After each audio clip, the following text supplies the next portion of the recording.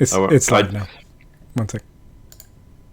I was surprised by this movie in many ways. To say, I was regretting my decision. I think this would be something I'd say to my kids. Oh, that's good to hear. I think it's about a father's love for his child. Oh, absolutely, yes. And a complete stranger's love for that man's They wore child. really ugly outfits. Puke yellow, prom night, pale blue, you know. I don't even know where to start with this Definitely film. not a movie I would consider watching unless you tell me to. Hello, I'm Derek, And I'm Peter. and this is the Mog Live. In this Mog Live Twitch podcast thing, both of us watch some series, which in this case is Obi-Wan. I shouldn't have said that because that's your line. Obi-Wan Kenobi, episode 6. So we missed last week, Yes. but it was a very different episode, wasn't it? It was very different. It was quite a different episode. I would have to say, I was pleasantly surprised in which the direction they took.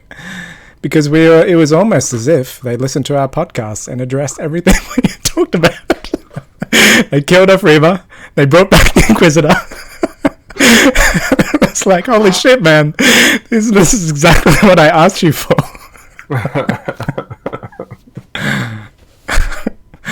And they brought some backstory, with Anakin and Obi-Wan.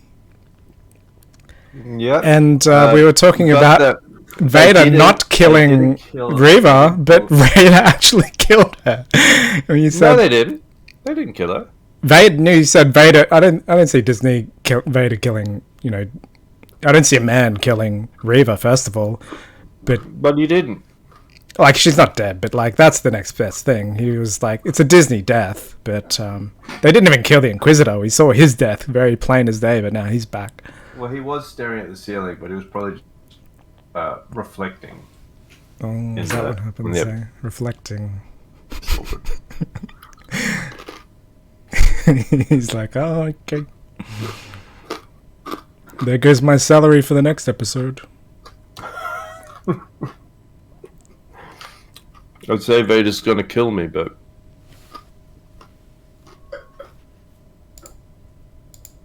I know something he don't know. So while you munch, I'll just go through my notes. Yeah, I apologise for the eating. I was just absolutely starving. Yeah, all Dinner's good. not here yet. We're So doing I'll it just for have- you. We're going through hungry for you, for the viewers. But all for you. We did have 20 people view, so that's kind of nice. The Grand Inquisitor's back. Feels good to see him, but it makes no sense since we saw him die. It's just lazy writing, I said. No. A chest stab does not mean a death. Lazy writing. I liked Leia's line. You can stop talking. The guy was saying, I feel like you're not listening to me. Can you stop talking?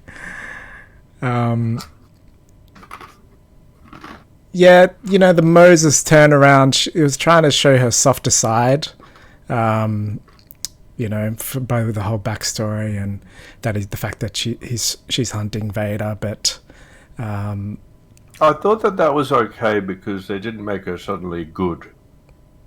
She was just had a bit more to her. yeah, I just feel that we weren't as invested. It feels like we didn't get this at the right time to actually have any emotion to it towards it. Like it all happened in one episode. We found out and started to care, and then now it feels rushed. Honestly, it feels rushed. They put so much into 6 episodes. Yeah, I mean, I don't know. We'll find out with the 6th. But I was great to see that One of the- Anakin, that side of Anakin.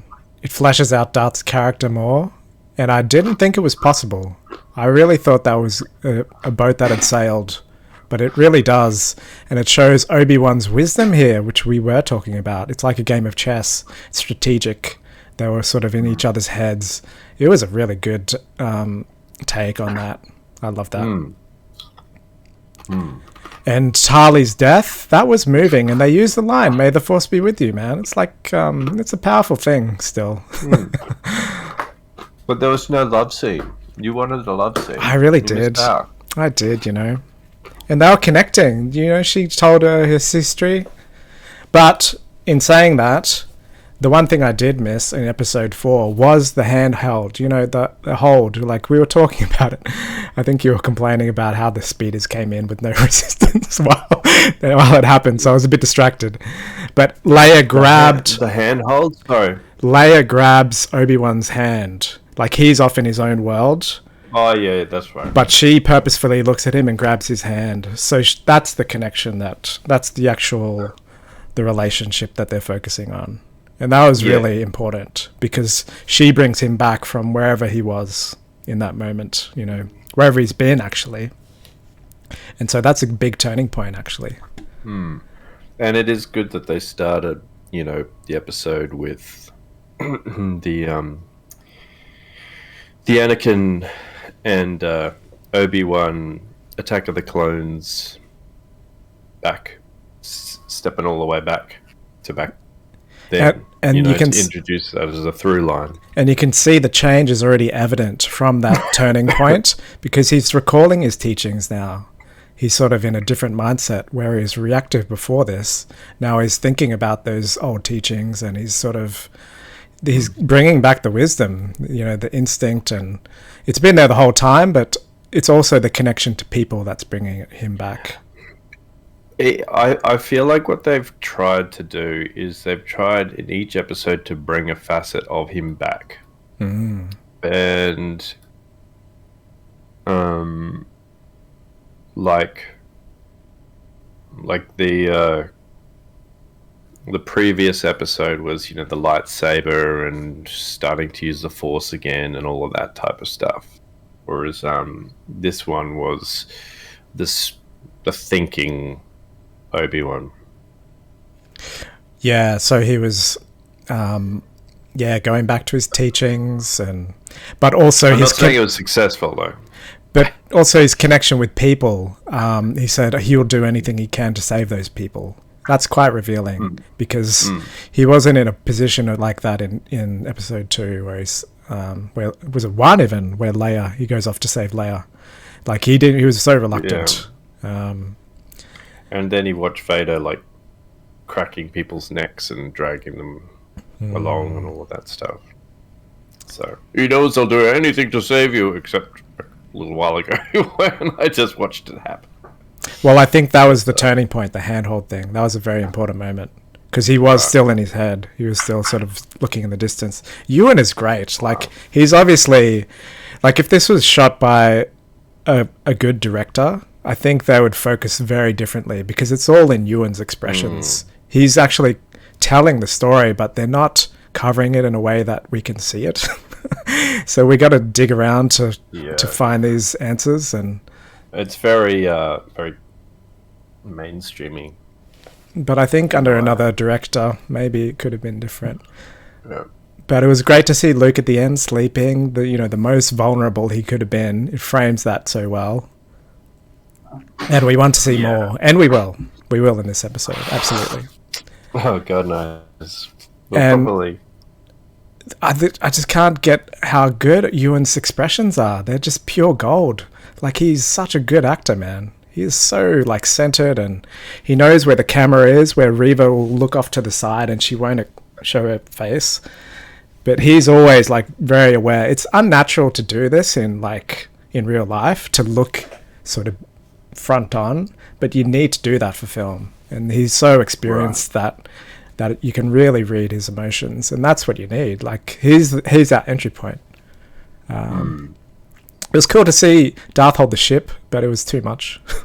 It was way too much. You mean as in they made him too strong? Yeah, it was like a little bit too much, maybe. It's a question mark. I don't know. It's interesting how the Force stronger at different times, you know. It's like he'll force choke someone and in one thing, or I don't know, like you can always create some type of canon reason why they were strong enough to do this but not that, and you know, but actually I didn't mind him holding the ship and bringing it down. It was just the jerkiness of the ship was like a bit too jerky. It was like this ship is made out of a fiber, a fibrous material. It was a little bit wobbly, and I didn't see the ship that sped off afterwards. It was there. I went back. It's in the background. It's blurred, but it was there. Okay. It was just sitting in the background. You had to like use your binoculars to zoom in.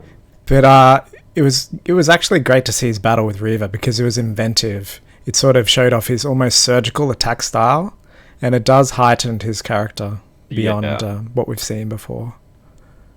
Yeah. Anytime you show Darth Vader being a badass, everyone's thrilled. But they shot to the mask again, and it really shows. We talked about this. Tarkin was always the thing to bounce off, but we don't have that sidekick now, so it's harder to read what's going on with him. You need a Tarkin like that to really. Maybe that's what they're doing with the Inquisitor now. He will be the sidekick. Yeah, I see what you're saying. Like, there has to be a way for him to reflect his emotions and his feelings out there to some extent. Because it was always like 3PO and R2, and R2 said nothing, 3PO said everything, Han said everything, Chewbacca said nothing. So it was always the Tarkin and Vader. There was always this mute sort of expressionless one, but it was balanced out by the one that was very emotive, and this is why it worked. And now we don't have that. You can really notice that. And I'm not a fan of the camera work. I actually think that it's just awful. The shakiness. It's just like there's no need for it. I saw someone call it a hipster cam, and it's absolutely hipster cam. They got it from that. They've just used J.J. Abrams as a template. That's that problem, I think. Yeah. And I noticed that Reva was actually a million times better now that she had an actor to bounce off, like a good actor. So Ewan was there, and now she could actually give the emotion because she was playing off that. So that's what's lacking before, maybe. This is the chance. Well, I think the thing I guess you sort of raise an interesting point where with the Sith interacting. There's always like a level where they all have to be nasty to each other. Like, I'm better than you, I'm better than you, and we're mean because we're Sith. We're mean. We're mean to these. So, I think there's an element there where how do you be a good bad guy? When the idea behind the Sith is, these... I will have to watch it again, because maybe there was a complexity there that I didn't realise, because this was new information. We didn't even guess that he was hunting Vader. We thought she may have been betrayed by the Inquisitors, but we never thought she was a double agent. We thought that... Well, she's not so much a double. She's not. Well, she's actually completely in line with what you would consider a Sith to do. I mean, all Sith try to kill their masters at some stage. So it's sort of like it's not a big surprise. I mean, the Grand Inquisitor probably wants to kill Vader too. So I mean, I wouldn't think to. I'm probably starting to. But it's from a different place, though. She was. Yes. She was siding with Obi-Wan almost towards the end. She said, "What makes you think he won't? He hasn't foreseen it." She was there was a connection there. She wasn't. She was actually genuinely asking him, rather than forcing her, Sith ways. Yeah. So, but she had done too many nasty things to become a good guy. So it'll be interesting to see whether they take her in this episode to Tatooine or not. Yeah, that was clumsy what they did with that reveal of that little bit of information. Owen. The fact that he gave the secret to the random dude and he dropped it. Yeah. I mean, he gave it to someone who would hold on to stuff so that they wouldn't search him and find that stuff. That was why he did it. Yeah, super clumsy writing. I don't know. It's just like Yeah. they needed to move the plot along, so this is how it happened. But just felt clumsy. Yeah, how he just dropped that stuff Yeah. as he was going. It's just like, yeah, oh, Butterfingers. Yeah. Oh, so sorry. I mean, we But, get to yeah. the place we have to go, but it feels, yeah, they got to take liberties because they only have 6 episodes, and we're in the second last episode. So Yeah. that's pretty much what I had. What do you think? Yeah, I enjoyed it. Like, apart from some really stupid stuff, it's not an all bad series. It's just there's some really bad, like, choices in it. And as you say, the directorial style of the shots. Yeah, it's not really creative. I think we've been spoiled with some really good creative television, like Stranger Things and other series that Game of Thrones. actually they make good use of They're feature the films. techniques. It's not even TV Yeah. anymore. Yeah, so when you're doing something like this, and like everyone is thinking of Star Wars as like the pinnacle. So why are you getting non-pinnacle people doing things the way that they're doing them? Yeah, Could be a lot of reasons, though. It could be that they're all involved in other projects. I think that there's a combination of they can't get the directors because they don't want to screw up Star Wars. And I would say it's less money than a feature as well.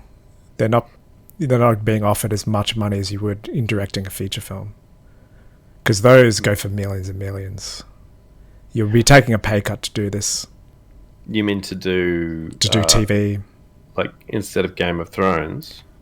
But that's what I'm talking about. Like there's television series where But you there's do have good directors, people who do. no. But let's say Robert Rodriguez, who can have the option to shoot a film, and if this is who you need to do this, he would be taking a pay cut. So it's got to be absolutely for his love of the series.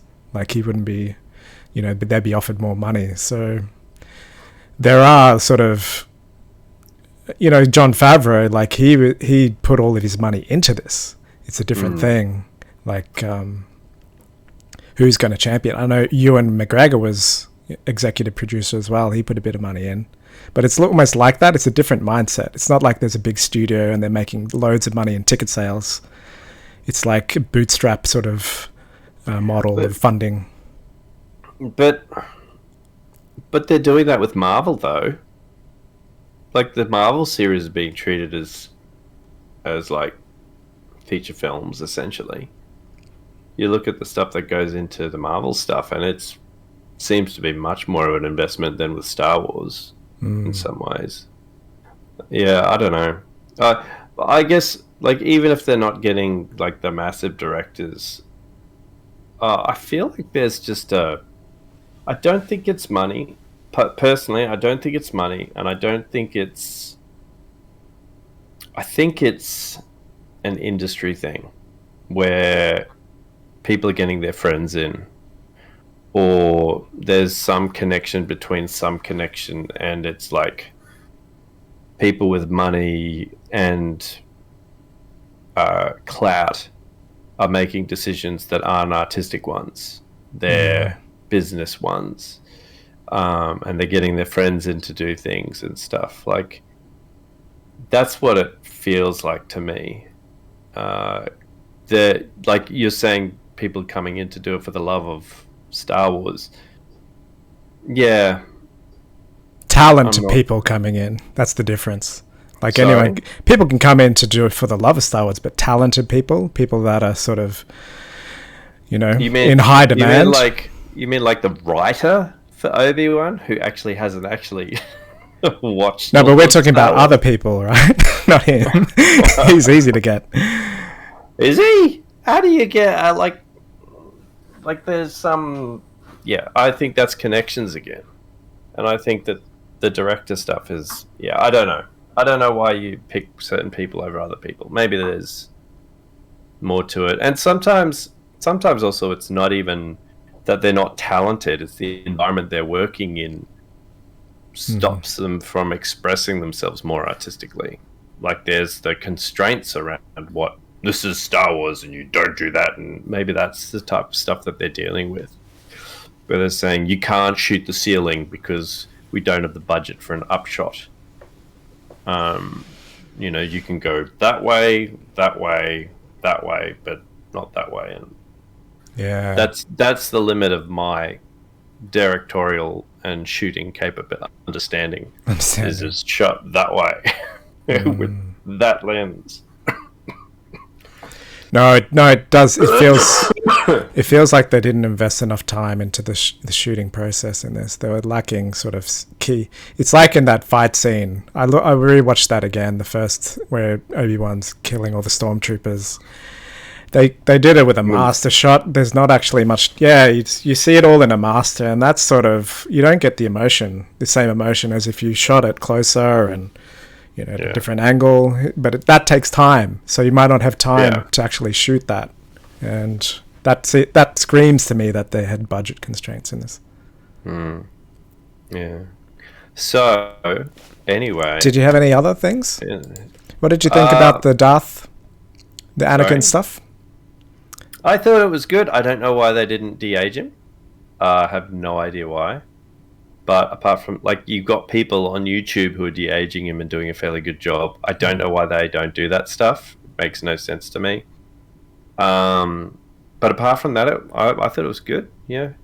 It's good to see. Did you approve of the actual way they took that? The story itself? Yeah. No, I do. I think it was. It certainly makes sense to go between the learner and the master, and the play of how their different strategies work, and like, I thought it was a good creative choice. Yeah. What about you? Yeah, absolutely. What about the whole bringing back Grand Inquisitor thing? They had to do it. They didn't have a choice. But, you know, like, it could have gone either way. What do you think about? Yeah, what do you think about him coming back? Yeah, he's a better character than Reva. So, yeah, I don't mind. I mean, I was kind of I was half expecting it. I mean, it would. Yeah, it's slightly a contrivance, but I sort of gave it a pass. What about you? Well, I said my thoughts. Cheap writing, bad writing. But what about Luke at the end? The Luke at the end, yeah, it's fine. I mean, yeah, he acted his heart out, pretending to be asleep. You know, it was great.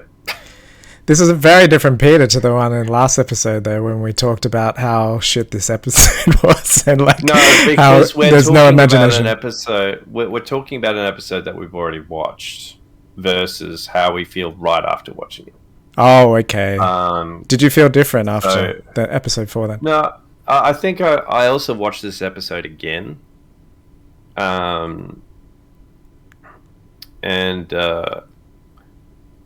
Yeah. There's other stuff that's going on in my head, but it's like it's one of those being a pedantic type thing where it's like, you know, how come they can fight like that there and not like that in this other situation, and why did they make that?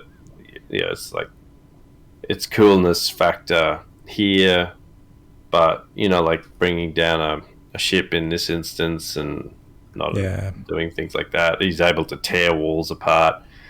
It's like, you know, he's truly like amazingly powerful, but he's one-on-one with Obi-Wan. He's always beating Obi-Wan, but he's not beating Obi-Wan.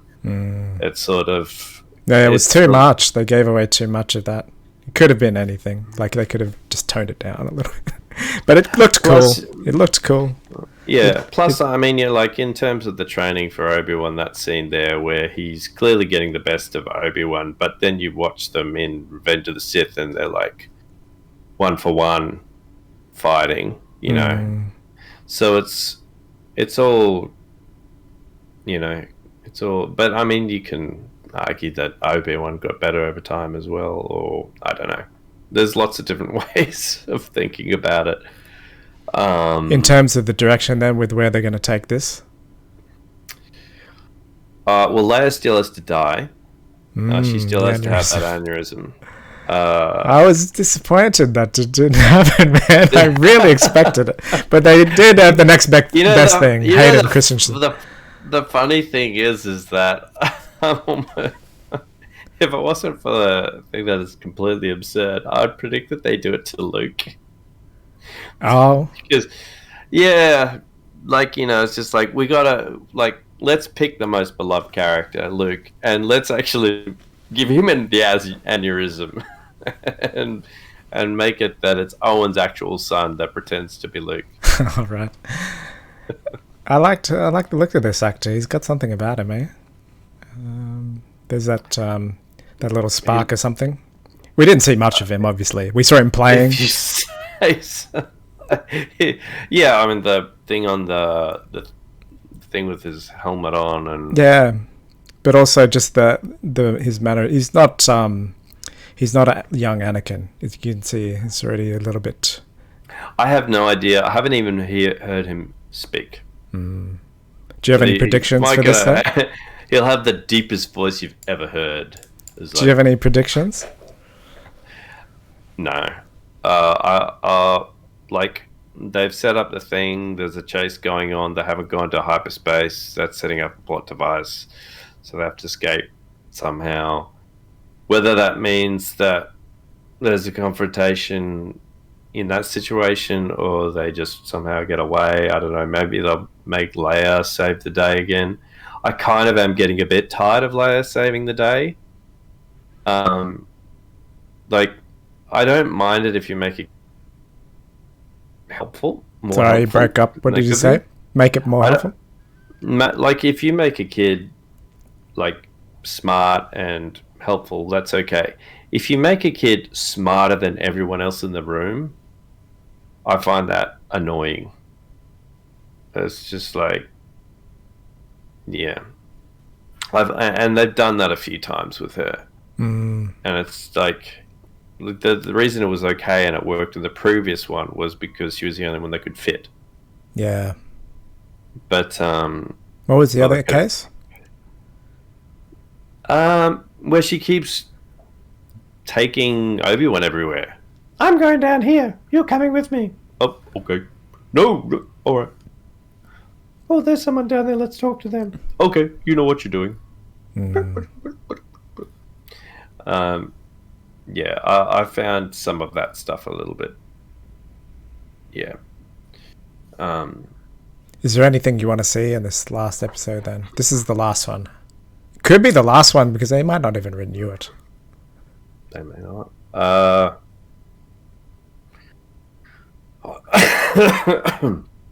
Excuse me. I don't know. To be honest with you, I'd be happy if they just ditched Reva altogether from this point forward, and they say, oh, she may appear in season 2, and that's just a plot device for another season. I'm happy to ditch her altogether. Yeah, we didn't form that connection, and it's not there now. So yeah, I feel the same. The Inquisitor's back. I'm pretty happy with that. Yeah. It's much more interesting to see what he'll do because it's unpredictable. And like, you don't need to... He's the villain. We don't need to actually feel anything for him. But he has to be a cool villain, right? Yeah, and he's done a good job of that. Yeah. I guess, I think they probably will have to do the Reva thing because it's probably going to come in a couple of parts. One is going to be the escape. Well, she's found the information. It's all about feeding the audience information. The villains have it now, but only she has it. But she's, wounded and like she'll need help, and so blah blah. Yeah. So it feels a little like it's already like diluted in that way. It's not a very clear direction. But I was going to ask you, like, is there something you wanted to see rather than dive into that stuff? It might be an Anakin, Obi-Wan thing. Or a Luke thing?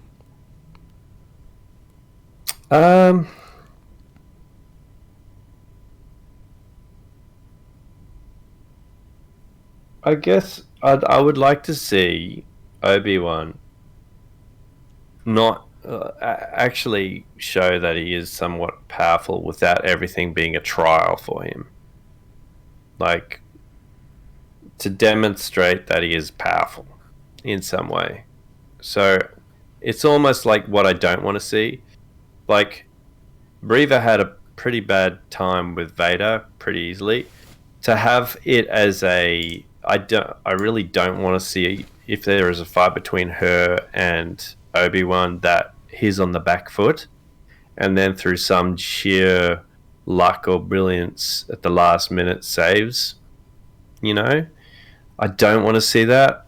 I would rather see him just blast the absolute crap out of her now that he's got the confidence back than some... Where's that coming from? That's very un-Obi-Wan.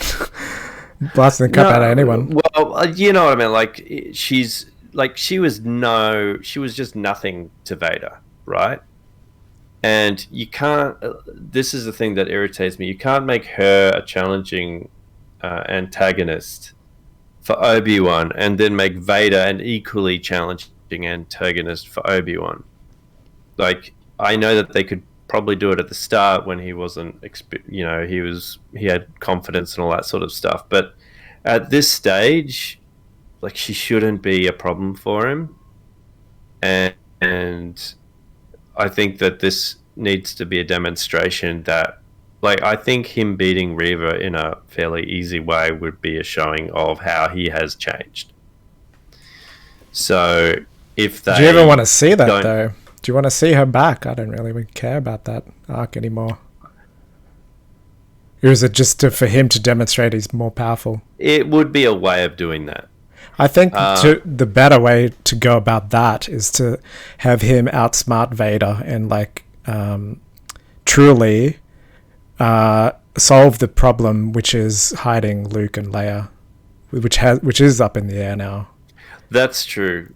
He does need to solve how Leia is now no longer a target. But in a non-violent way, because that's always been Obi-Wan's way. He's never demonstrated he's always been the letting go ever since he, ever since we've seen him. No, I don't think that's true. Like, when they went to the cantina, he was pretty quick to chop the guy's arm off when it needed to be done. Yeah. So I think I think he uses force when it's necessary. And I think if you show that strong competence of that without it being all guns blazing, like when I say blast the absolute crap out of Reva, I mean just that he's so capable and it's all back for him that she doesn't stand a chance. Yeah, good to see that spark again of that sort of old Obi-Wan.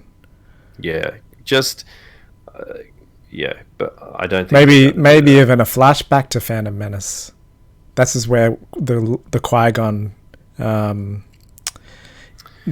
story arc comes back. That might be cool to see as well. Yeah. What are you hoping to see? That would be cool. Even just saying that now, I wanted to see him explore the Luke thing. I just always wanted to see the new actor because there's so much potential in that kid. I think. Right. Yeah. Young Luke Skywalker is just like it's a thing that I really want to see.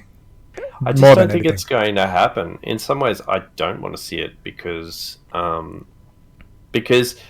Luke himself has to be an innocent. Like, he starts Star Wars as an innocent, essentially. So to get him embroiled in a whole bunch of stuff, I feel like would take away from that a bit. But in your imagination, like, we have our thing of what young Luke is. And we can piece it together, and that's kind of cool to see. I kind of see him as being just a normal, boring, nice person. Well, no, he was like that idea. He was talented. He could shoot womp rats. He was into speeders and all of this stuff. So he had the Force inkling. Yeah. Oh, you mean like where he demonstrates the Force without actually realizing he's doing it? That's a good point. Yeah, I can see that. On that thought. And we should dive into this. My food's just arrived. All right. So I'll be right back. Okay, so you might want to just... should I... Yeah, yeah, it's all good. It's all good. Thai food. Yeah, so yeah, we'll quickly jump into episode 6 of Obi-Wan. Thanks for listening. It's been an up and down series, let's be honest. It started off very strongly with great acting and a different direction, introducing Leia. It fell a little bit down on episode 4, but episode 5 is sort of, it's back on track again, miraculously. You know, they have to bring some characters back from the dead, like the Grand Inquisitor, but it feels back on track. Oh, and showing Hayden Christensen as well. It was great to see him in all his glory. Like, he does play the role of Anakin very well. There's no one else that can play him. Despite all the flack that he's got, you know, it was mostly dialogue lines, you know, like the no and the sand line. You know, despite those lines, he really pulled off the sort of gravity of this, the evil of Darth and the turning point from good to evil, and that's hard to pull off. You got little glimpses of it, like Peter was saying that you know, they didn't make him look younger, but it was cool to see that sort of withered, that sort of almost dark side of him show, like that older, more mature side. There was something about that. You know, he had the bags under his eyes, and the way he said it's over, you know, he was grinning, but there was like a glint of some sort of malevolence there. So they did that very well, I thought.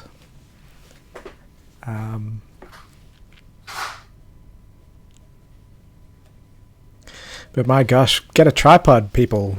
Put your camera on a tripod. If it was good enough for Hitchcock, you know, it's good enough for you guys. We don't need to be distracted by the constant shaky movement. It's good to add a bit of presence, but when it jolts you out of looking at the emotion that's happening on your actor's face, it's just the most annoying thing. Because we want to focus, we want to be drawn into their emotion, not be jolted out of it constantly. But the music was on point again. I liked it. I'm not sure if Peter did. And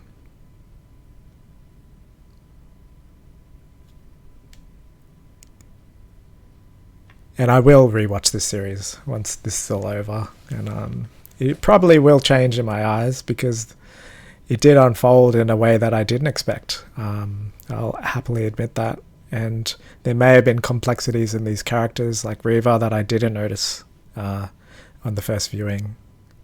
So now knowing the entire story, putting all that together, yeah, it might be a very different experience.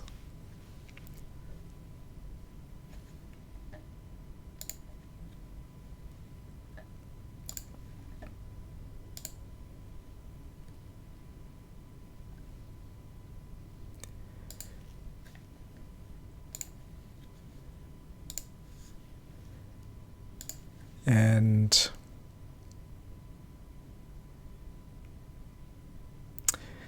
just in other news, we've actually finished our Star Wars podcast. We finished recording it and finished editing it, and it should be live in the next couple of weeks or so. So it's 3 hours.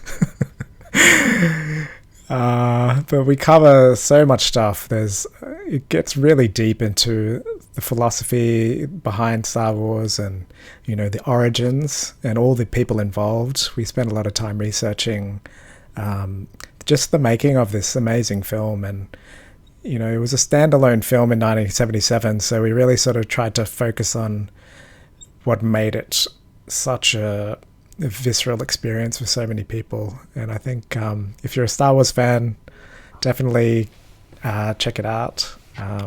And leave comments on themog.com.au. We'd love to hear from you. We do get a bit heated, you know, conversation about what happened in the sequels, and I hope you can forgive us for going there. But I think it's a good episode. Welcome back. Welcome back. Were you actually providing content while I was the away? whole time. I told him about the episode that we've just recorded. All right. And yeah, if you do have time, if you have 3 hours to spare, it's well worth it. It's yeah. Well, And show I us the do food. apologize for eating. Show us food. Food shop. Ooh, chicken. So chicken pad see So Yum. blip blip blip blip. Shall we get Stir-fried started while you eat? Are you I'll ready? try to eat a little bit further away from the mic. Right, 1 sec. Now we'll get the previously on. So I'll just hang on. I hit Disney instead of Star Wars. Oh, come on, go home. Have we had any comments? Nope. Cool. Let me get my headphones in. Sorry, I forgot I have to do this. The action-packed special event finale. You ready? How long is it? Just want to see how long it is. Oh, okay.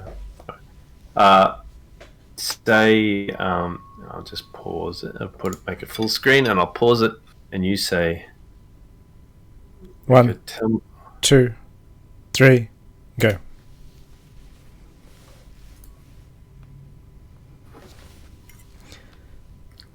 The tracker worked. He's arriving on Jabeem as we speak. Lock down the facility.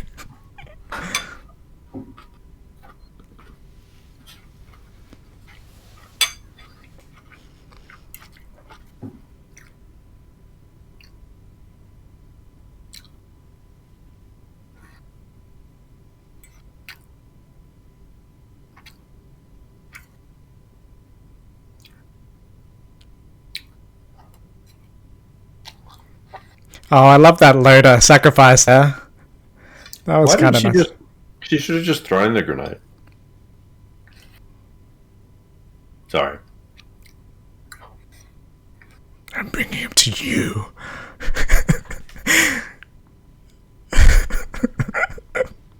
You're not locked. I'm not locked in here with you. You're locked in here with me. Oh, didn't me.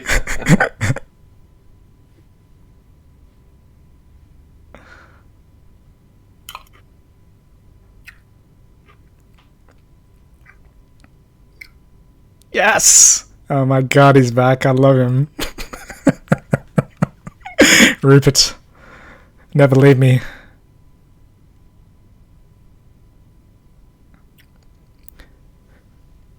So one way to survive in Star Wars is get stabbed in the gut with a lightsaber. You'll guaranteed to survive. Well, it just makes a hole in your intestines, but It's cauterizes. still cauterized. Gut shot.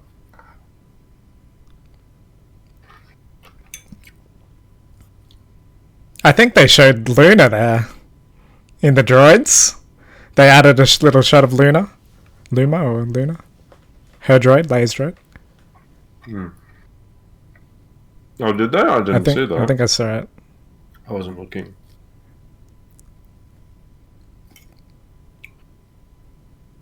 Oh, they're already back. Excited. Or Tatooine. maybe- Gosh, the costumes and amount of effort. All the extras. That's not green milk. Or blue milk.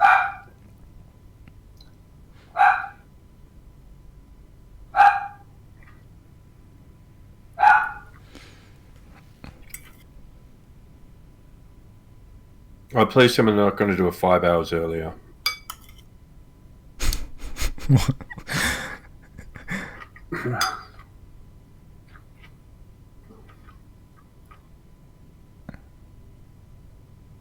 Wow, they skipped to it pretty quick.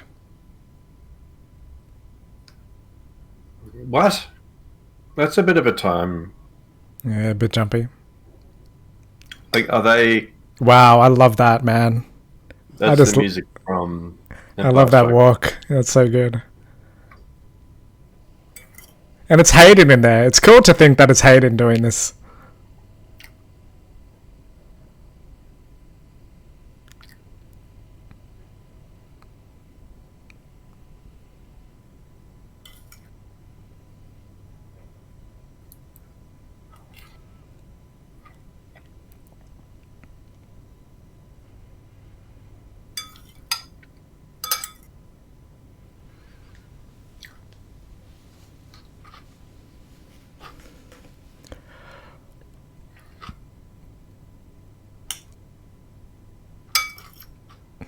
Those goddamn power couplings.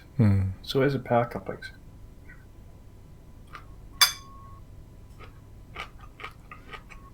They're all little Easter eggs at this point, aren't they? Whatever they say. Literally, I think that every time they talk about power stuff, they couplings. include power couplings. It's like, seriously, Power get a better technology. converter. That's true. Power overter. Power maximizer. Power. My force inverter.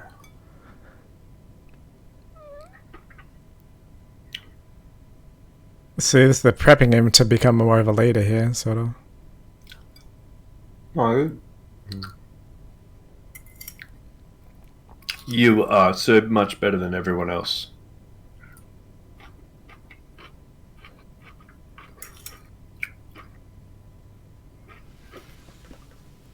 Yes, this is it.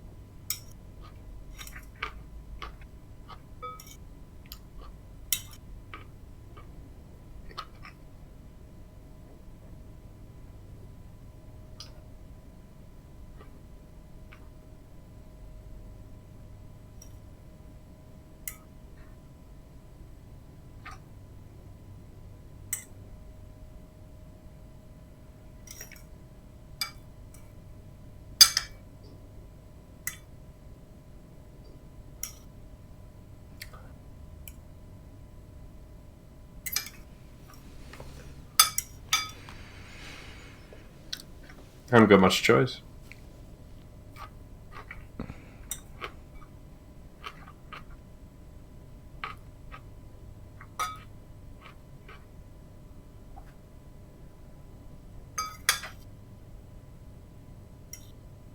I don't understand how they do this time jump like this. They're condensing time. Because they got one episode. Literally, she got stabbed in the guts.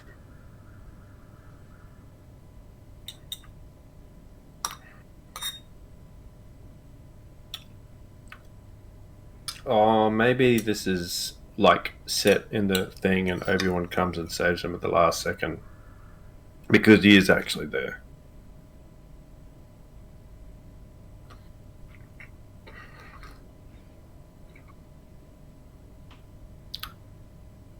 Yeah, they're parallel times, like, but it's in the future.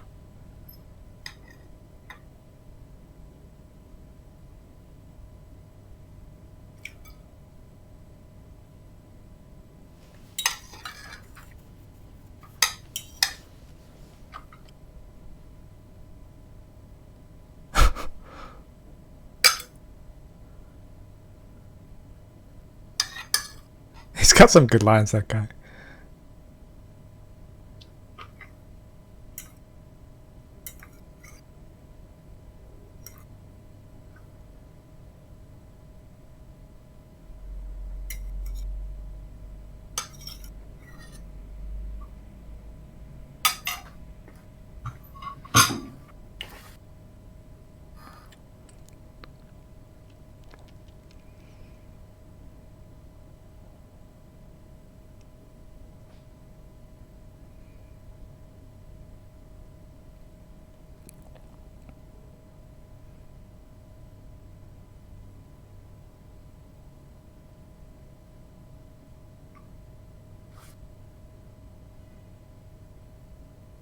When that day comes, I'll marry you.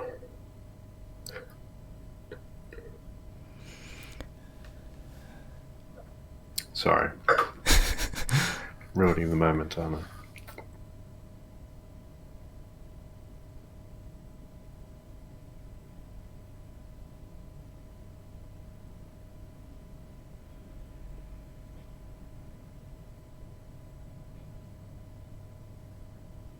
See, it clouds things, hey? There's no way that she wouldn't have this reaction to her in New Hope now. When she saw him. Or didn't she see him? I don't know. I don't know.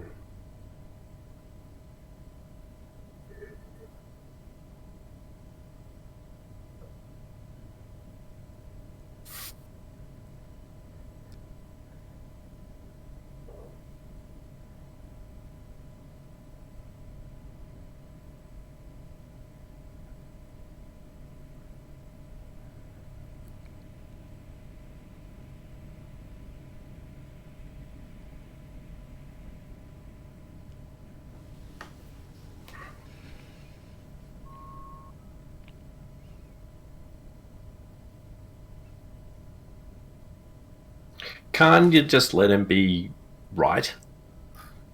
Why does everyone have to keep telling him that he's doing it for someone else or something else or something blah blah blah?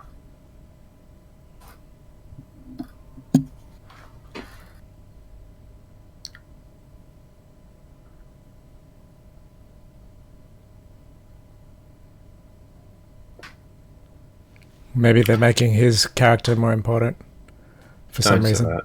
Huh? I don't know. Don't say That's the that. only reason for introducing that thing. Yeah. He's not a bad character.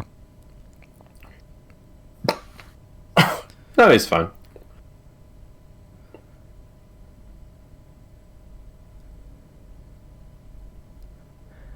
Yes, here it is. It's so good.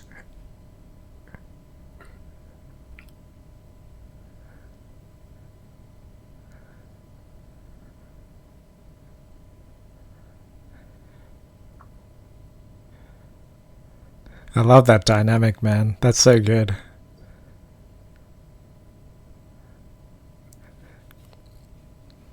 It's so Star Wars. It's the epitome of Star Wars. One thing, one person saying something, and then like...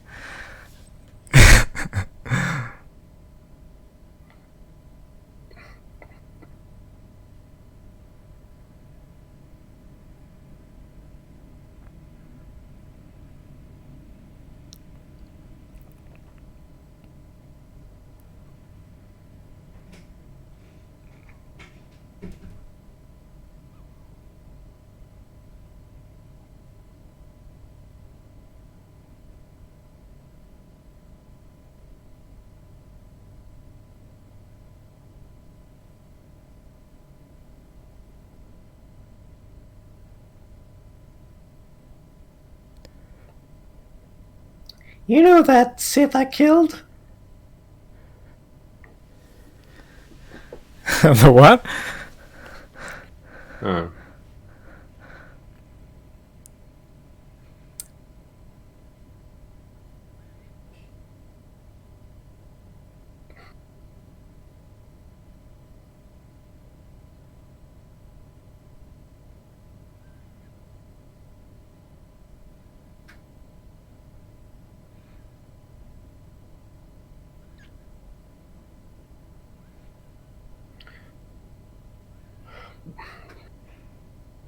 I just want to say, don't they have any TIE fighters on that ship?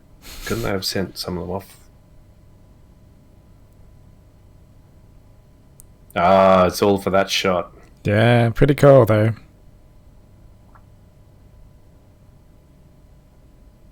So they are going to do a one-on-one face-off. Pretty awesome.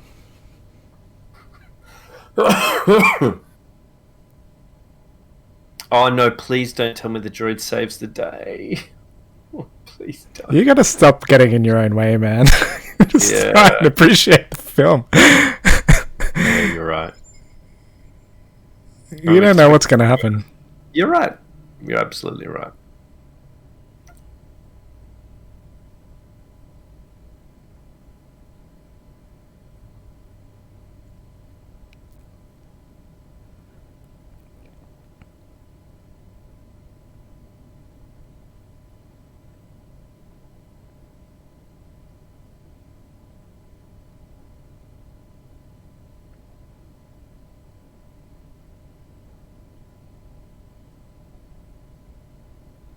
Okay, so they are showing that she's like Not in a Wounded. good way. Yeah. Love that ship. Oh my god. They got the sounds right too. Whole episode worth it, maybe just to see this.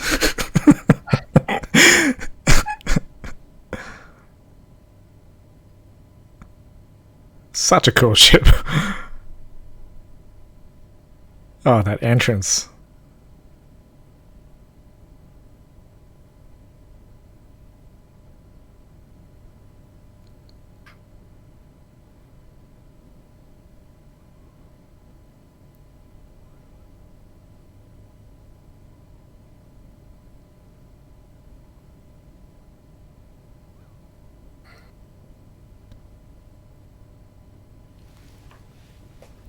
What planet is this? Looks amazing. I think it's the same planet as before, isn't it? Oh. Just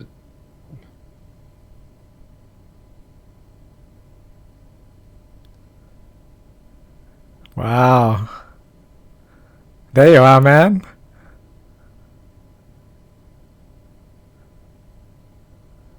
Holy shit.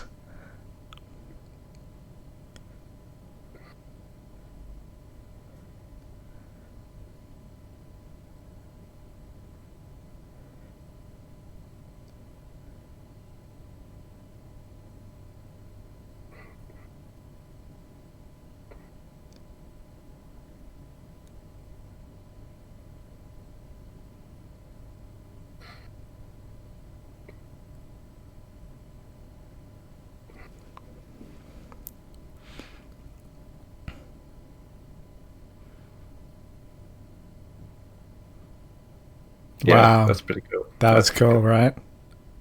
Chills.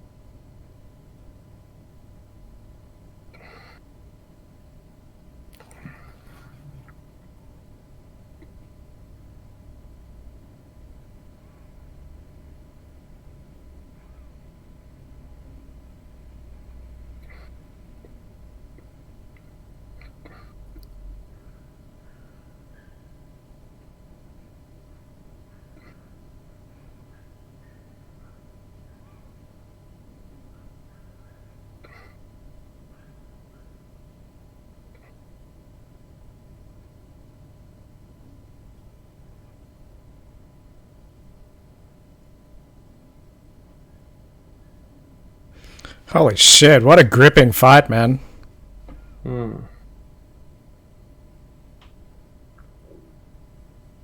He's got the high ground.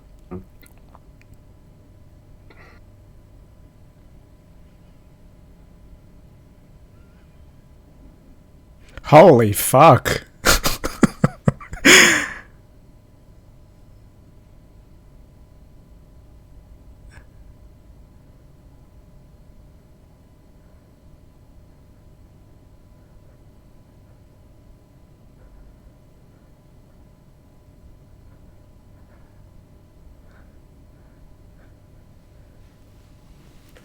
Wow.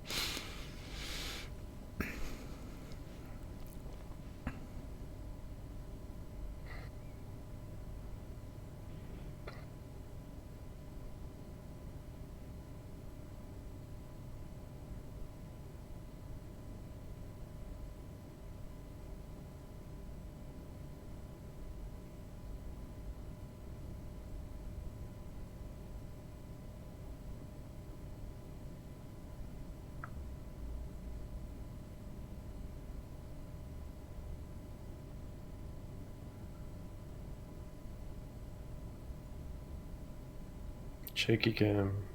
Stupid shaky cam, man. Is this where Lula comes in and saves him?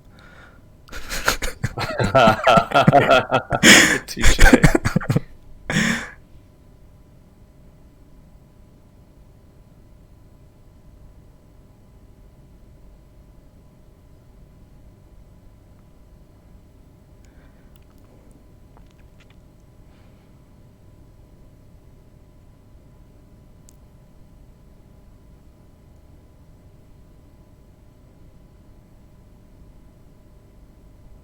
Oh.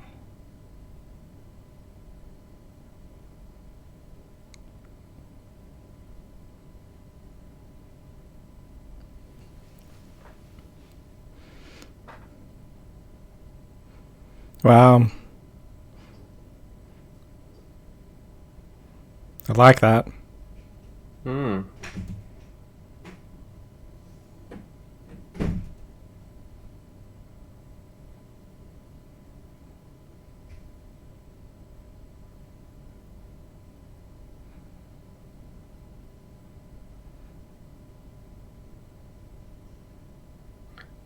Nice.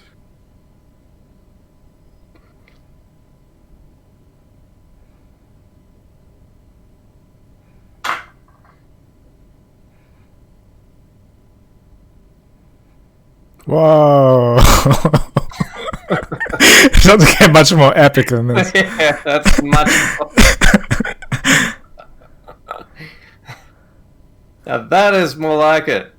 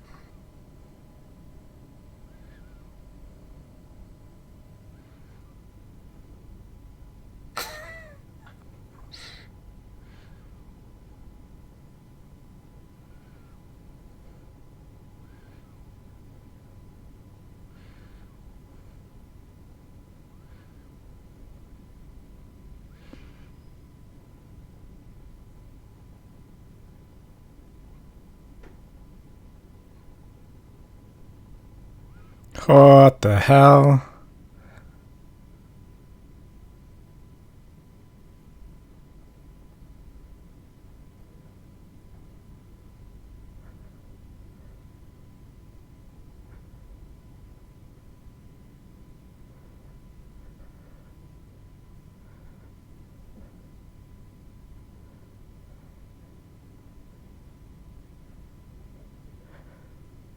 Wow. Far out.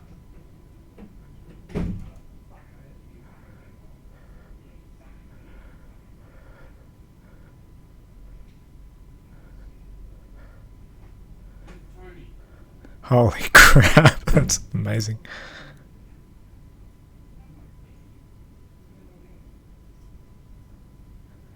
Oh my god. This is so moving.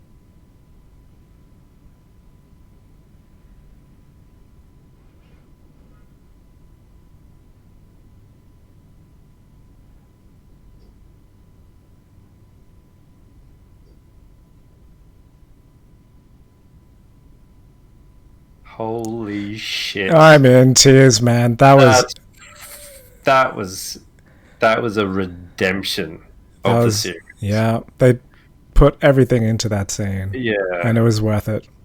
that was worth it. 100% worth it.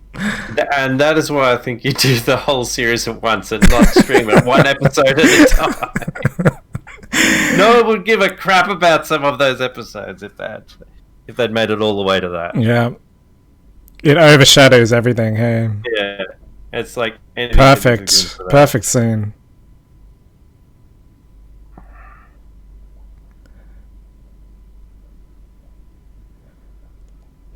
No, but oh, I guess that makes sense. He could always go to hyperspace, but if he went to hyperspace, then they wouldn't have followed him, and not everyone would have fit on the ship. So that actually does make sense.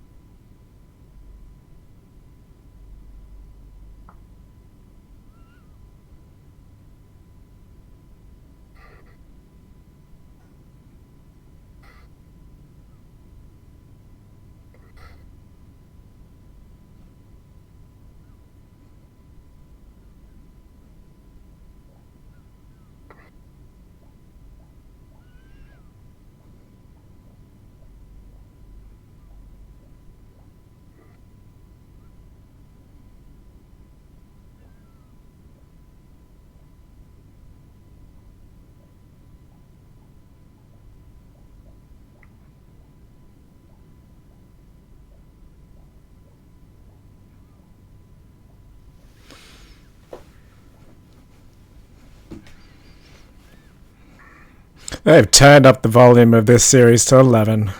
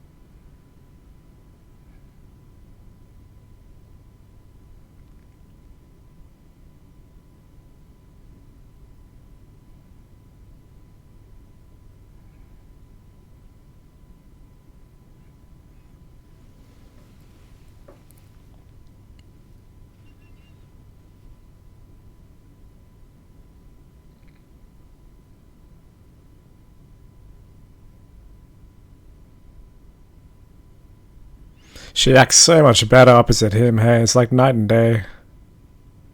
Yeah, that's true.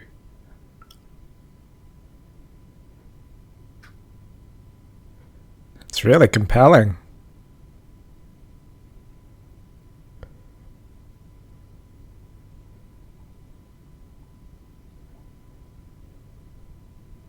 There's still so much left of this episode. Is there? Yeah. They tied up a lot of things.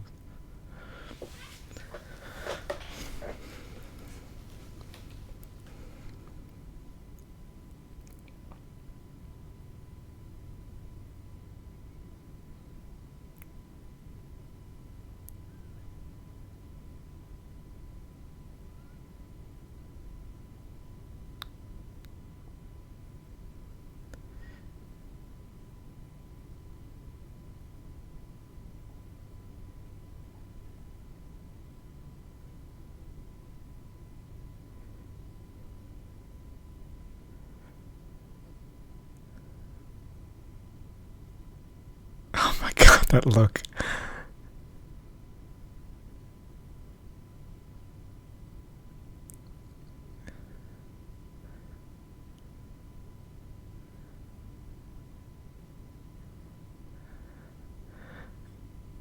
So good, eh?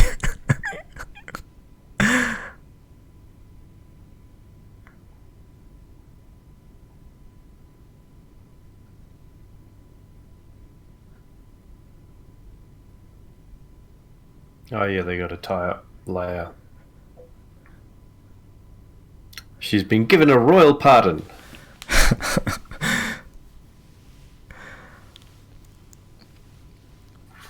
Now let's close all So the this is plot holes. Alderaan? It gets snowy there?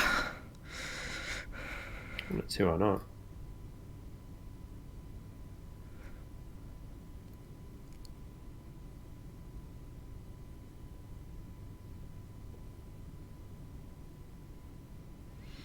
I think the director really shines at this type of storytelling, this sort of very intimate character, through these montage sort of things.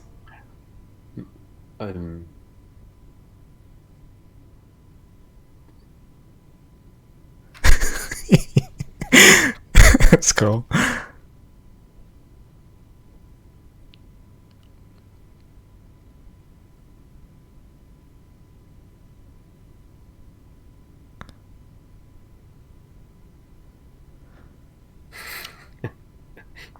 Now let's take you to the gun range. It's pretty cute. Hmm.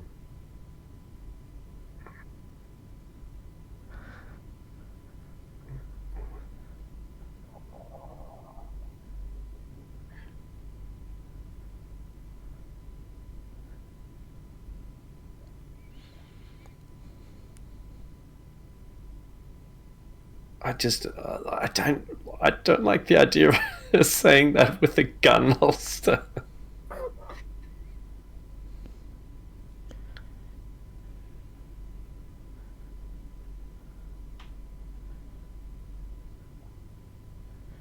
Oh, it's Lola.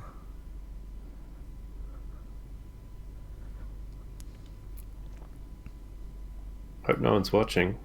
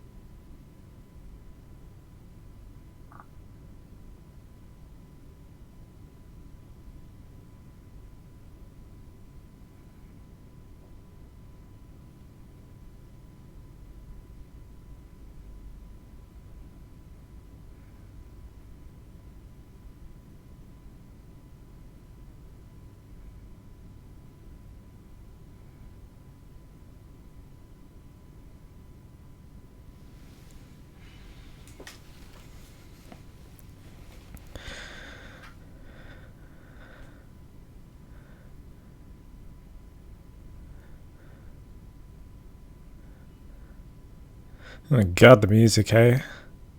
Lay's theme.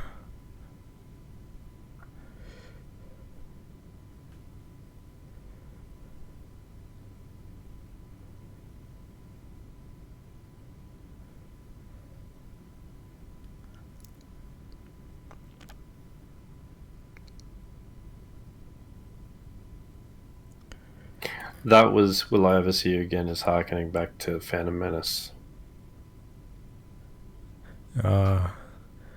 I didn't. That's what Anakin said to Shmi. Oh no, my alarm's gone off. Gotta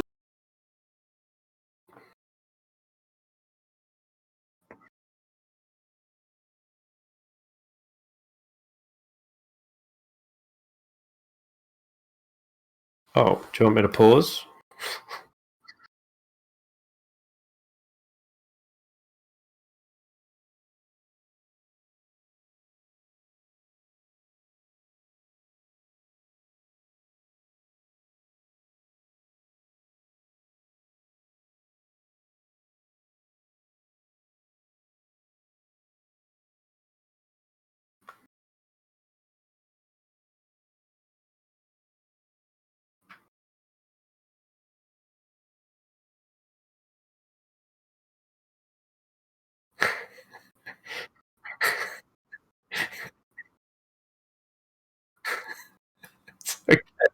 It's all right. I'm more worried about you.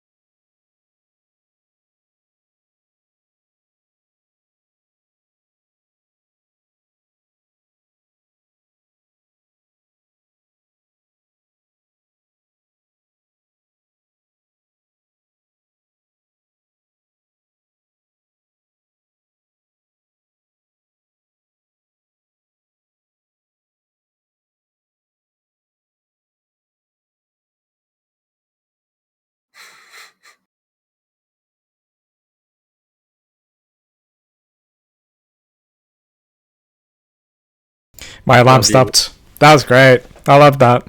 Yeah, that was good. They tied it up. Perfect. They did it. So we have to eat our words. Now we started off the stream with.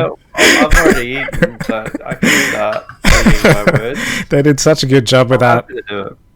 I'm happy to do it. Yeah, I like. Yeah, it's good. I was happy with that. Very happy with the ending. Yeah. I was crying when Hayden said those things. That I forget the was line. amazing. Holy Truly. crap. They Get chills thinking about that. That was you're very, like the interspersing between the Vader voice and yeah. him, and it almost like they made him sound like you. I swear that I almost heard Return of the Jedi voice in there as well. Wow. Maybe I'll have to rewatch. Probably not, but yeah, that was excellent. And What a scene, you know, hey? There's you what was the line? You didn't make me. I killed Anakin Skywalker. What was the line before that where he said this is all that's left? Oh, I can't remember actually. Have to watch it again, I guess. Yeah, that was like really moving. Whether you could see his face, half him, Yeah. half that. What a fucking genius move, man. What Yeah. a genius move. Lit by the lightsaber, like the little bits of blue and red. Holy crap. Yeah. They played with the lighting. Yeah. They did. Like they literally like all this, like the stuff that I said that I was concerned about. Like I really didn't want, like what I said. You asked me what I wish they would do, and I told you basically what I didn't want them to do, and they didn't do it. Thank God. Like they Well, didn't have a fight scene. I was surprised about Reva's arc. Like they did finish that up quite well. Like Yeah. so we did see her fight, but it wasn't Obi-Wan, which is good. Yeah, I was like, after fighting Darth Vader and then bringing it down to fighting her, it should have, Yeah. like, there was obviously not going to be a contest at that point. Yeah. So it made. And the turning point was the two kids, and that was, it felt a little bit cliche seeing the two kids' just faces appear like that. Seeing herself and the kid. I think, but I don't know. I was willing to forgive that. No, the turning point for Obi-Wan was seeing the two kids. Seeing Luke and Leia. Where he blew the thing off the... That was the climax. Yeah. They showed a bit more of her than they did of him, but I guess he had... We haven't seen him yet. Hopefully. I am keen to see more. Yeah. Like Liam Neeson. Genuinely surprised. And, the stuff that I said about, if he can beat Vader, he's got to at least have some of the power. You want the power to be shown. And they did that. Yeah. Where he's maybe like a bit picking too up every much, freaking rock and just... But I think a little bit over the top with they've done that in every way in this. Like Vader held the ship and like he had all of the rocks and it was very over the top. But I don't. Yeah, that's a good point. If Vader can hold a ship, then he can definitely hold a whole bunch of rocks. Yeah. So no, I think that I think that they definitely managed to pull it off. Like that they've done enough right for you to sort of let a few things go. And what they did right was that Vader, particularly the Vader scene with the helmet cut and the action, that conversation there was perfect. Yeah, absolutely perfect. Because it was so spot on to what the characters were feeling. Yeah, he had the guilt, but he's now absolved of that. Like he had to actually face him to be absolved of that. He said, "You didn't. I killed him," and now that creates Vader. It basically created Vader in that scene. Yeah. That's it. That's like it's almost like the scene we never were able to get to show how Vader and Anakin become like how the change happens. And we witnessed They literally it. did it. We witnessed it there. Like, even though it's sort of like had happened, this was the chance to actually perfectly show how Absolutely. it happened. Like the interspersion of the voice and the light and the dark and you literally see But the him death of Hayden as well. Yeah. The death of Anakin. Like he just sort of got sucked away. He literally looked more and more like the Vader you see in Return of the Jedi. I don't. Maybe that's just the lighting or something, but like less. He looked less. It's almost like he looked less and less like Anakin as it went on. Yeah. Like the smile. Like he had this sort of like you couldn't see much of it, but you could see enough of it. And the evil creep back through, which is what you need to see. You needed to see that. Yeah. No, that was excellent. Yeah, amazing. Very moving stuff with what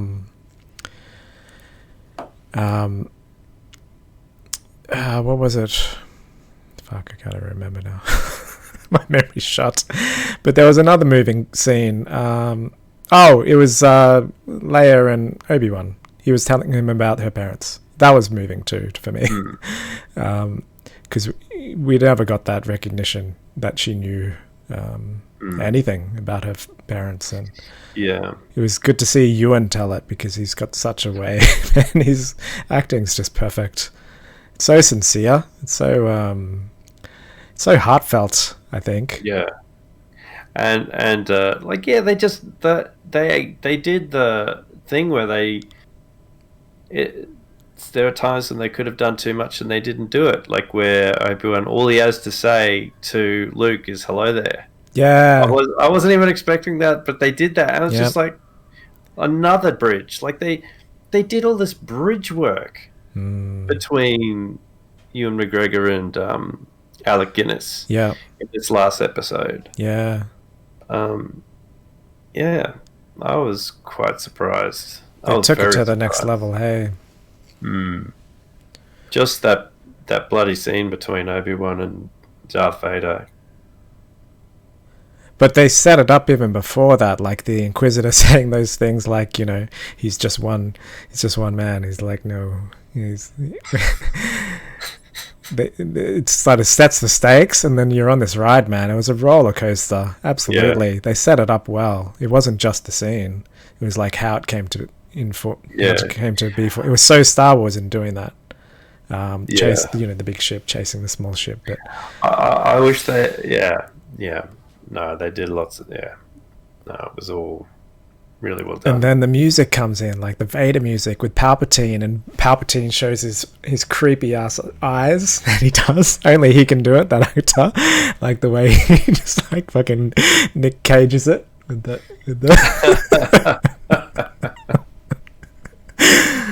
But it's so perfect because that's the Return Palpatine. We don't really see him much until Return, do we? We see the weird in Empire, the weird, that the weird eye one. Do you remember in the original?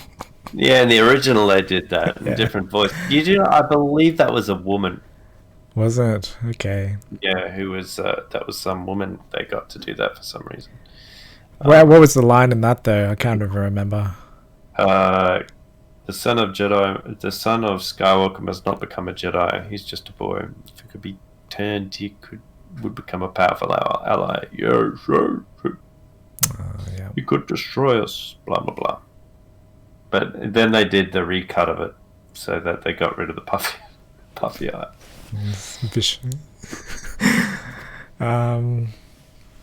But that was very well done, I thought, showing Palpatine in that little, like he's just the master. Thinking extreme hay fever reaction. Oh right. Emperor with a very bad hay fever day. But it was well done, like the Palpatine scene. Like they showed him to be the master, and but there's still the inkling of something. But they showed the Darth Vader theme in the end. Yeah, it was perfect. It was so epic. Yeah, no, I'm just that that Obi-Wan Darth Vader scene was... I did not even think that they were going to do it. I didn't even think that they were going to go and have that fight scene. I thought they were made holding the off decision actually until next season. Like in the back of my Yeah. mind, I thought there's not enough time for them to explore this, so maybe Yeah. next season. But they just pushed it forward, and they took shortcuts. But man, it worked. I don't care. Yeah, I mean, like they did insert fighters after the Leia ship, but they needed to dispense with that plot lines, which is why they just kind of cut that corner a bit. Well, we started off in Tatooine, and already we're like thinking, okay, where in time are we? And like we're really Yeah. thinking anything's possible at this point. So it sort of cleans the slate a little bit. And then we realize, okay, this is where we are. We haven't really got to it, but they move it so quickly that, man. And the Yeah. impact of that scene wipes everything back. Anyway, it wipes everything before Yeah. that we've seen. Yeah, it redeems a hell of a lot. It's so pure to the characters. It's like absolutely pure to both of their characters and the original actors, and the way that the fight went down. Like it was a 2-stage fight.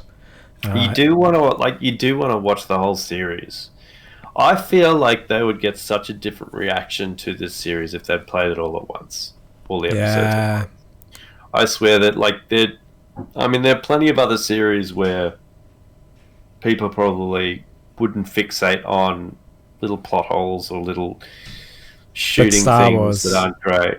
But if you, like they Star just Wars is kept- one of those ones though that everyone will nitpick. Yeah. And I did watch a bit Yeah. of that Star Wars Theory one. He was like super upset, to say the least, about what happened in episode 4. Yeah,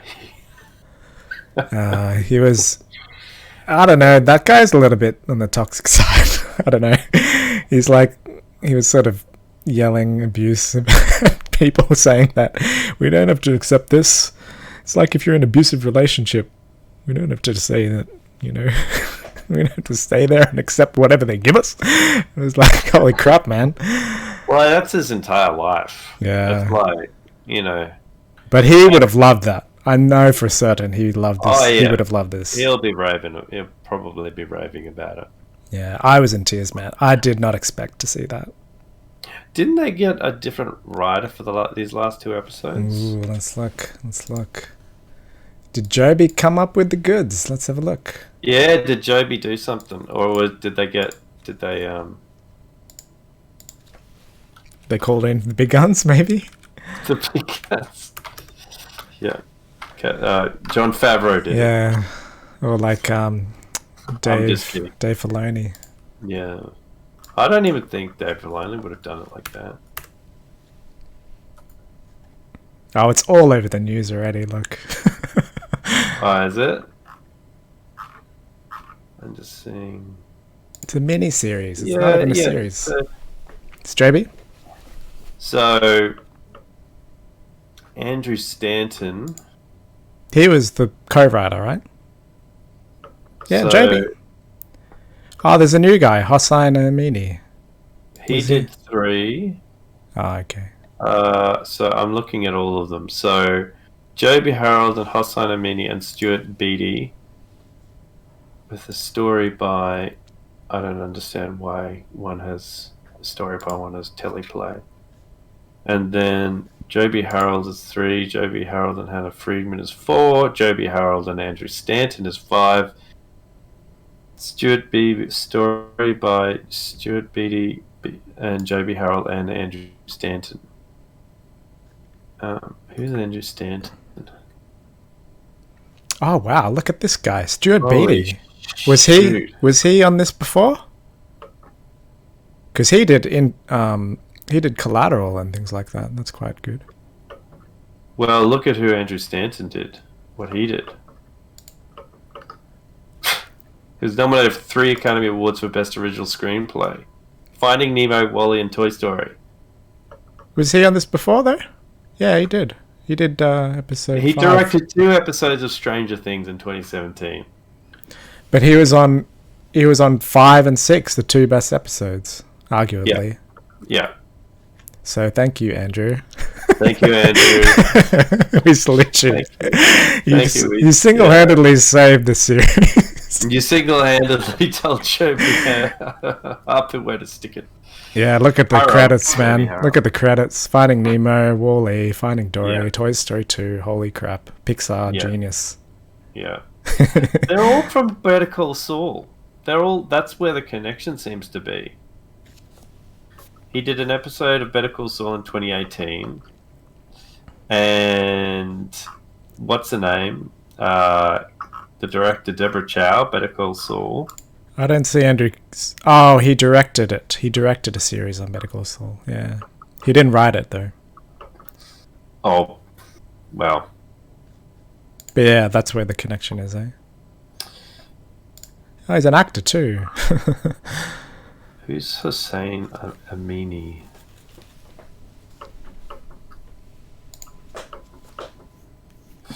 Won a Best Adapted Screenplay Award for screenplay adaptation of based on the he did Drive 2011. Yeah, Drive's good. He was a writer on 47 Ronin. So yeah, I thoroughly eat my words. They're actually very talented folks. And they had a large arc involved, I think, that we only could realize in this way, really. Like, it took them all of the pieces to put together in this way. Yeah. We had to see Obi-Wan at a weakened state for the majority of the series. For us to get that impact of him being a powerful man. Powerful ass Jedi that we just witnessed. If they hadn't done that, then it would have been... Like, if we saw him any inkling of that, it would have not made it as impactful. It was so cool to see the reversal, like just like that. It was like the kids, and then bam. It was he went from not having much power in the Force to move something. But I think in some ways they're also doing that to kind of make The Last Jedi seem a bit more of an explanation for Luke Skywalker kicking the bucket at the end. What's You know that? what I mean? Why? No. Because Luke had cut himself off from the Force in The Last Jedi. But what's the relation? Well, the turnaround for Ewan McGregor for Obi-Wan was over a period of time from, going through several adventures to the point where he turns around. So, and the slow increasing of his power as it goes on. Whereas in The Last Jedi, you went from Luke, who wasn't using the Force at all, to... Oh, I see. So that actually killed him galaxy. because it happened too quick. Is that what you mean?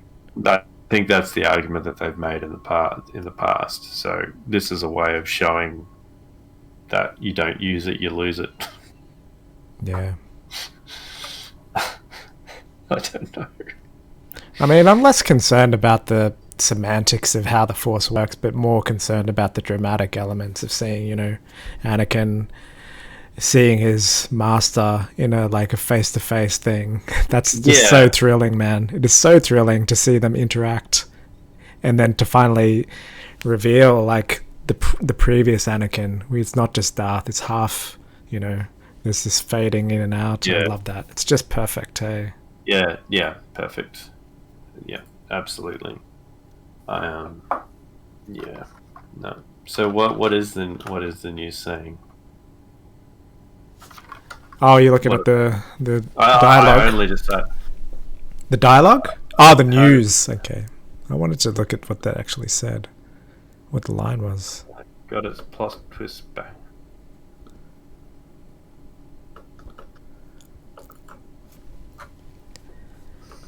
Now they're all talking about season 2. Well, it's a good thing if it's succeeded, if people are wanting more.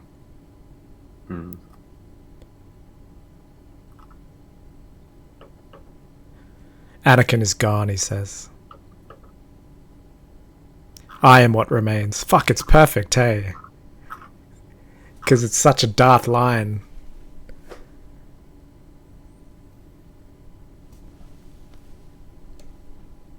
I mean, there's still plenty of gripes that you could have about this. I'm not going to go and say that it's perfect, but it had some perfect moments in it.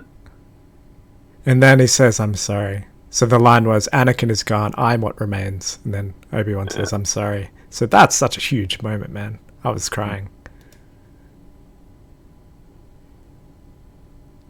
And he says it again, "I'm sorry, Anakin." And he breathes shakily for all of it. Darth Vader wheezing. I'm going back to it too. "I'm not your failure, Obi-Wan. You didn't kill Anakin Skywalker."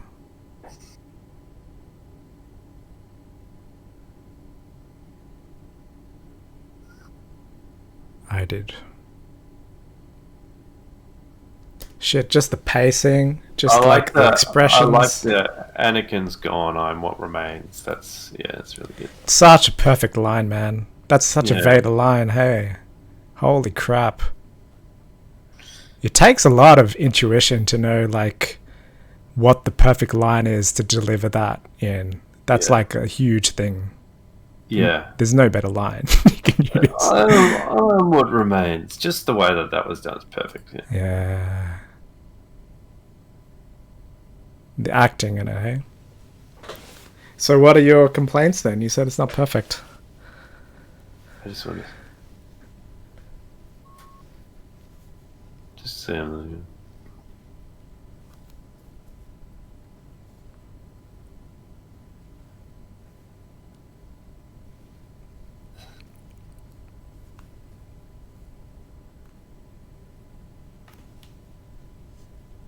See the smile is you didn't kill him, and the eye slowly turns more and more red.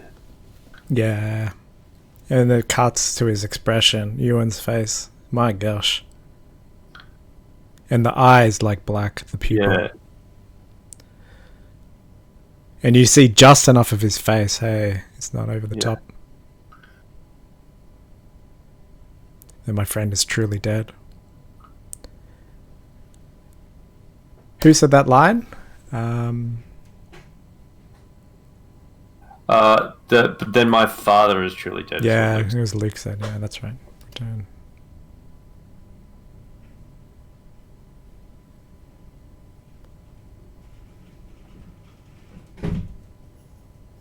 So good that. So it's like this. The one complaint that a lot of people have is that, you know, it repeats the same thing, and we're seeing the same thing, but this explores it further. It's a deeper level of exploration of the same characters. Well, it makes, what it does is it adds to, it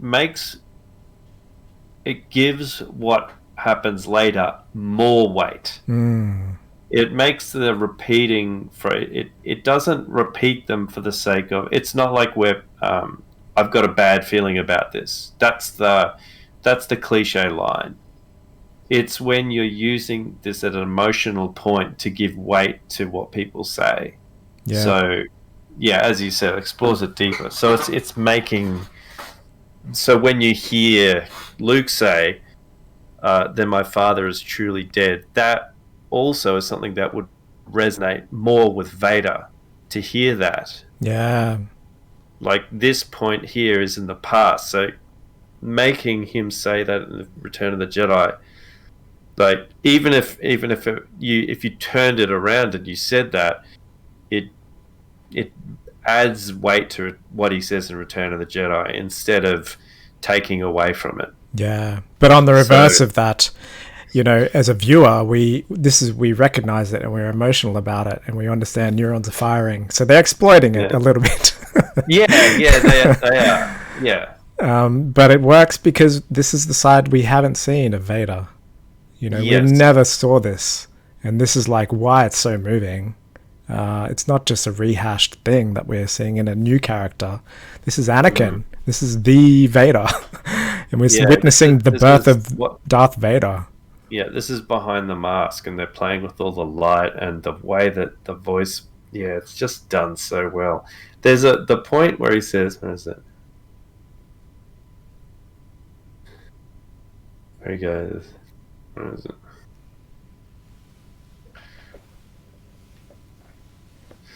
Where he goes, "You didn't kill Anakin," sounds almost a little bit like the Return of the Jedi voice. Yeah, I haven't got my headphones in. You'll have to let me know.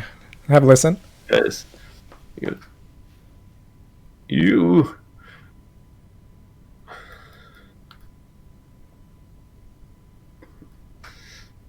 I think it's just luck that it sounds a bit like that. He had a very distinct voice.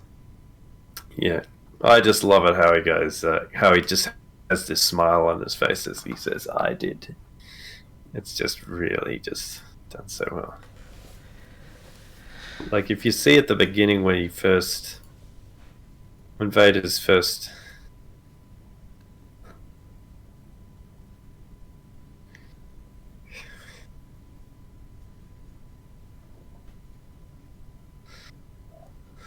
Oh, I didn't even notice it that some of the pauses in it as well is him taking a breath, like him taking the like you can literally see him struggle with the breath as well. I didn't even notice that. Yeah, the pacing of it, it's perfect, hey? Because we're in such suspense about what he's going to say. I love how it says for all of it is like he chokes it out. Yeah.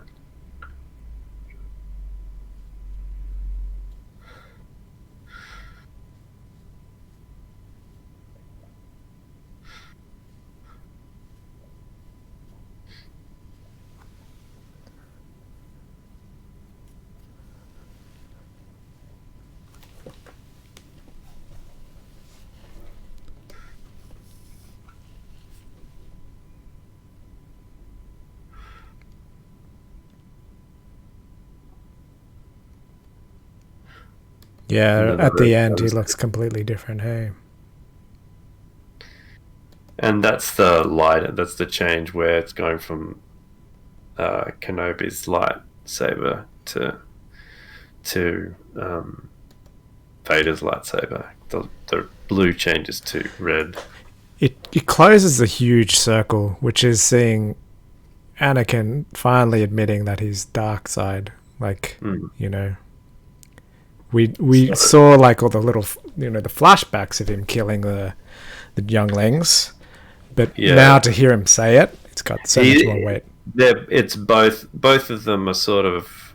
This is a resolution, as you said before. Like it's a resolution. It's Darth Vader accepting who he is. Like he's saying he killed him. It's not. There's no pretense behind. There's no delusion there. And it's a theme of the episode, the choice. You know, we've all got these choices: Obi-Wan, Reva, Darth. So it's really nicely crafted. What else did you want to say? I've got about maybe 10 minutes. You said there are a few things that were not as strong.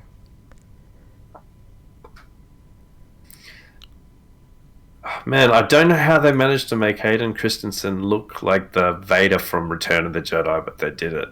Yeah, with the makeup, hey? Yeah, really did it.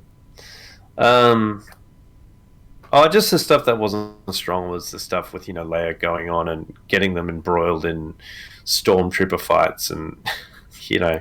In this episode, though. Oh, in this episode, the only thing is just it feels like there's some type of a time jump with Reva getting to Tatooine so quickly, but you can kind of like I think you can do some mental gymnastics there, and that they have one Star Destroyer. That jump felt a little. It felt like a Nolan device to me. It reminded me of a Chris Nolan film for some reason, where we just suddenly, you know, we jumped in a different time. Like he often uses things like that in his films. Yeah, but I don't mind that if they're jumping to a different time, but they're not. Yeah. Like the way that it plays out, like it's like they jump to a different time and then they cut back to the ship and it's like no time has passed. So it's like, how the hell did you get there so quickly? Because like they say, the guy comes out, we said we've almost fixed the hyperdrive. It's just like, well, okay, so how long, what's the space between them running and Like you can say, oh, well, they've been running for hours, or literally it's just the next scene from episode 5. Yeah. Um, But you know how know, in what's that movie, the memory one, Memento, Memento. where it's purposely confusing where in time you are because that's how he experiences it. It felt a little bit like that, where it's like, okay, what the fuck is happening? It's like, what in time are we? Because she's sort of okay, but she's not, and like, is this a future? It felt like the future to me almost, but it wasn't. It was like concurrent. Yeah, it was. Yeah, but I guess my question is, why did they do it? Because it doesn't. Well, for the efficiency, they had to fit it all in one episode. They fit a heck of a lot in. The 2 timelines at the same time. The 2 arcs, they had to close it off in one episode. Literally, all they needed to do was, we've been trying to fix this thing for hours. You know? All right, Like, a bit of literally, exposition. that's all they needed. They needed someone just to say, like, it's been, we've been working on this for days, or hours, or something. Just something to give us a sense of time to understand how she got there so quickly. That's it. That's all they needed. That one line. You've been working on this for hours. Do you expect a couple more to make a difference? Yeah, maybe. But maybe the confusion's a good thing as well. Sorry? Maybe the confusion's a good thing because you were questioning. You're already on the back foot a little bit. I don't think it's a necessary point of confusion. It's just not central to the plot, so it doesn't make sense to have it there. Like, it doesn't add anything. I don't think it adds anything to the plot. So that, like... Well, for my mind, it was like it was in the future. So it was like whatever I'm seeing there is like different to what I'm seeing. Yeah, but then they cut back to the ship, which looks exactly the same. You don't get a sense of time when you're in the ship. So you wonder how Reva's still there, how Reva got to Tatooine so quickly, yet they're still in the ship. That doesn't give me a sense of time. That gives me a sense of pretty much what you were saying, or a sense of not disassociation, but you know what I mean, like a feeling of disconnect. Yeah. So I think they could have fixed that with just like one line that said this has been taking days or something. But why would have Darth then not have caught up to them? Why would that take so long? I guess they were running low on fuel. Then you're writing like Brian Johnson. What are you doing, man? What are you even doing? No, that's why I said we're running out of fuel. But I don't think like you don't need it. Like the plot, the things you want to see are the things that we saw. I don't think you need to. I think sometimes that there's like the sense of time could be hours. It doesn't have to be days. It's just enough time for her to limp her way to some ship and hyperspace to Tatooine.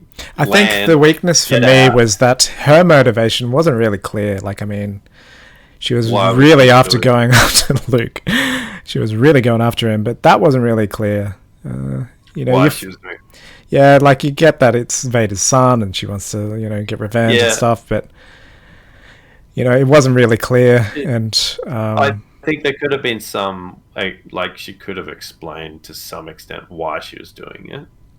Like it's his son or something like that, Maybe that would have helped. Like who's she getting revenge against? Who is she? Like why is she doing what she's doing? Yeah. It's not clear enough that she knows. Because she was up to so much crafty stuff before that in my head I'm complicating it, thinking that maybe she wants to kidnap him and use him as a bait again, or there might be something more complicated than just killing him. Yeah, it's not. You're right. The motivation's not clear enough. Because she's ultimately after Vader. Yeah, so is she getting is she getting back at? Like, why is she there? Why is she doing it?